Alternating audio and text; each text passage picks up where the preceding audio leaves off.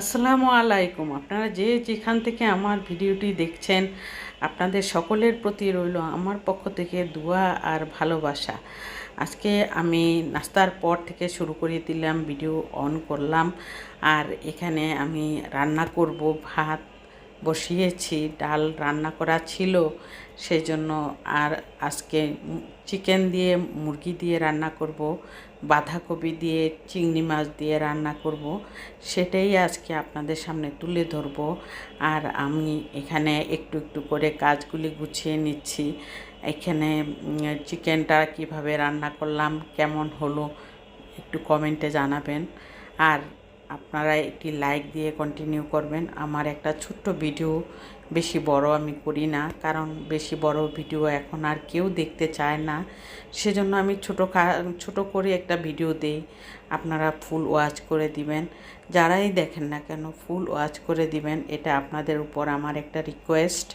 আর সেই জন্যই আমি এখানে ছোট করে ভিডিওটা দিয়ে আপনাদেরকে বেশি বিরক্ত করব না।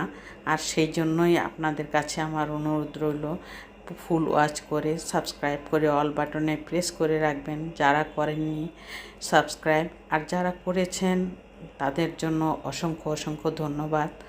আর এখানে আমি চিকেনটা কিভাবে রান্না করলাম সেটাই আমি তুলে ধরলাম, বকবক করেই যাচ্ছি। কি মশলা দিলাম, সব ধরনের মশলাই আপনারাও জানেন কি দিতে হয় চিকেনের মধ্যে। আর সেটাই আমিও দিয়েছি, হলুদের গুঁড়া, মরিচের গুঁড়া, ধনিয়ার গুঁড়া, ভাজা জিরের গুঁড়া, আদা রসুন পেস্ট, যা দরকার সবই তো আমি দিলাম। সবাই এই দিয়েই রান্না করে, তবে আমি এলাচি দারচিনিটা দেই না। প্রতিদিন আমার মুরগি চিকেন রান্না করতে হয়, সেজন্য আমি এলাচি দারচিনিটা মুখে লাগলে বাচ্চারা খুব বিরক্ত হয়ে যায়। সেজন্য আমি জিরার ফাঁকিটা দিই, ভাজা জিরের গুঁড়া, আর একটা গরম মশলা করে রেখেছি আমি সব কিছু মিলিয়ে, সেটা থেকে আমি একটুখানি দিয়ে দিই। কারণ এলাচি দারচিনি মুখে লাগলে খুব বিশ্রী লাগে। সেটাই আমি গরম গরম মশলা রূপে আমি সব কিছু মিলিয়ে একটা ব্লেন্ডার করে রেখেছি। ওই ওই গরম মশলাটা আমি একটু দিয়ে দিই। যে কোনো চিকেনের তরকারি, বিফের তরকারির মধ্যে এলাচি দারচিনি দেই, না দিলে মনটা ভরবে না।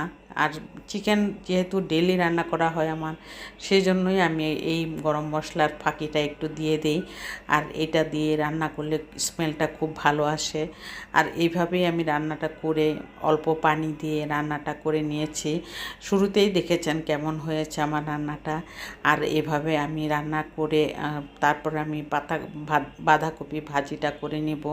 বাঁধাকপিটা প্রথমে কেটে ধুয়ে তারপরে সিদ্ধ করে নিয়েছি। তারপরে এখানে এখন মাত্র একটু হলুদ দিয়ে আর একটু মরিচ দিয়ে রান্নাটা করে নিচ্ছি। মটরশুঁটিও দিয়েছি, মটরশুঁটি দিলে আমার হাজব্যান্ড অনেক পছন্দ করে।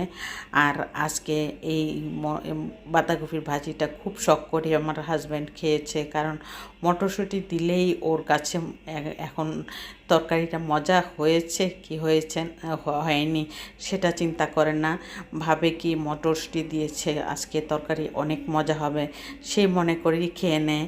আর এই জন্য আমিও শখ করে মাঝে মাঝে দিয়ে থাকি। মটরশুঁটি আমি স্টকে রাখি সব সময় ফ্রিজের মধ্যে, ডিপ ফ্রিজে। আর সেই জন্যই আমি মটরশুঁটি যে কোনো সময় যে কোনো সবজিতে আমি দিয়ে থাকি, তখন আমার হাজব্যান্ড অনেক খুশি হয়ে যায়। আর কিছুক্ষণ পরে আমি নামিয়ে নিব এই বাঁধাকপিটা।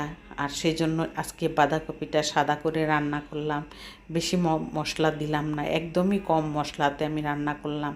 অনেক সময় কিন্তু বেশি মশলা দিয়ে রান্না করলে একরকম টেস্ট হয়, আবার সাদা করে রান্না করলে আরেক রকম টেস্ট হয়। সেটা আজকে আমার হাজব্যান্ড বলছিল যে বাঁধাকপিটা আগামীকালকে হালকা মশলা দিয়ে রান্না করবা।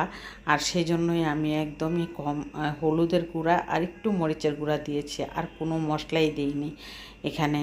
আর সেজন্য কাঁচামরিচ দিয়ে, ধনিয়া পাতা একটু বেশি করে দিয়ে, মটরশুঁটি দিয়ে ভাজিটা করে নিলাম। আর ভাজিটা করার সাথে সাথে কিন্তু পানি অনেক বেড়ে যায়, জাল করতে করতে পানি শুকাতে অনেক সময় লাগে। তারপর আস্তে আস্তে শুকিয়ে নিয়েছি। আর আমার ভিডিও কেমন লাগলো কমেন্টে জানাবেন। আর বাঁধাকপি রান্না করাটা দেখিয়ে দিলাম যে এইভাবে নিরামিষ যদি ভাজি করা হয় তাহলে খুবই মজার হয়।